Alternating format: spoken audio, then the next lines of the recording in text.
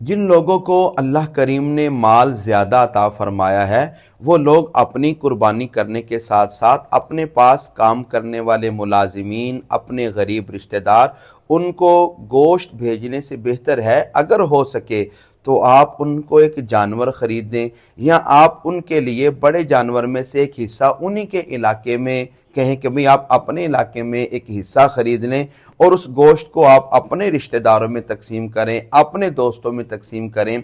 आपने अपने घर में 5-10 कुर्बानियां करनी है, यहाँ पर भी सवाब है, लेकिन अगर आप अपनी एक कुर्बानी, एक बड़े जानवर का हिस्सा किसी गरीबों में यूँ भेज दें कि भाई आप अपने इलाके में ही उसको तकसीम करें, आप खुद जाएं जानवर खरीदें, खुद जाएं हिस्सा खरीदें, आप इस तरीके के साथ जब अपने रिश्तेदारों के साथ, अपने मुलाजिमीन के साथ, अपने गरीब दोस्तों के साथ जब आप ये रवैया रखेंगे ना, तो वो लोग भी अपने घर में एक कुर्बानी की हकीकी खुशी को महसूस कर सकेंगे। ये काम करें, अल्लाह करीम आपको बड़ी बरकतें अता फरमा देगा।